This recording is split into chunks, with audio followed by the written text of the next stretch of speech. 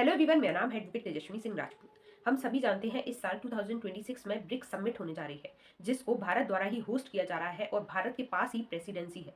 और इसी बीच आरबीआई द्वारा एक प्रपोजल को अप्रूवल दे दिया गया है और यह प्रपोजल है ब्रिक्स की जितनी भी कंट्रीज हैं उनकी जो डिजिटल करेंसी है उनको इंटरलिंक किया जाए, ताकि जो क्रॉस बॉर्डर ट्रेड और टूरिज्म है उसको बढ़ावा दिया जा सके। देखिए, जितनी भी कंट्रीज हैं उन सभी की सेंट्रल बैंक की डिजिटल करेंसीज होती हैं अलग अलग।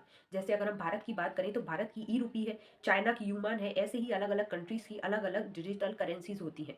तो इस बार आरबीआई का कहना है कि ऐसा ही जैसे यूपीआई है ऐसा ही एक सिस्टम या एक ऐप तैयार किया जाए, ताकि अगर कोई ब्रिक्स की कंट्री को दूसरी कंट्री के साथ ट्रेड करना है, जैसे भारत अगर कोई सामान चाइना में भेजती है और अगर चाइना को पैसे भेजना है तो वह इस सिस्टम और ऐप के थ्रू भेज सके। मान लीजिए चाइना ने अपने यूरो में पैसे भेजे और उस ऐप या फिर उस सिस्टम के थ्रू रुपी में कन्वर्ट होकर भारत के पास पैसे आ गए, यानी थर्ड कंट्री यानी डॉलर का इसमें कोई भी काम ना रहे। हालांकि मैं बता दूं, जो पिछले साल यानी 2025 में ब्रिक्स समिट हुई थी साउथ अफ्रीका में, उसमें भी इस डिजिटल करेंसी को लेकर चर्चा की गई थी। लेकिन मैं बता दूं, इस बार 2026 ब्रिक्स समिट होने जा रही है, उसमें आरबीआई ने इस प्रपोजल को अप्रूवल दे दिया है और कहा है कि इस बार के ब्रिक्स समिट में इस बात पर कंफर्मेशन होना चाहिए, ताकि किस तरीके से टेक्नोलॉजी तैयार करनी है, किस तरीके से क्लियर गवर्नेंस रूल्स होने चाहिए इसमें, और कैसा मैकेनिज्म रहेगा ताकि किसी भी प्रकार का ट्रेड इम्बैलेंस ना रह सके। इन सभी चीजों पर बात हो। बता दूं, पूरे वर्ल्ड में जो करंट इकोसिस्टम है पेमेंट का, वो दो चीजों में डिवाइड हो चुका है, सीबीडीसी यानी सेंट्रल बैंक डिजिटल करेंसी,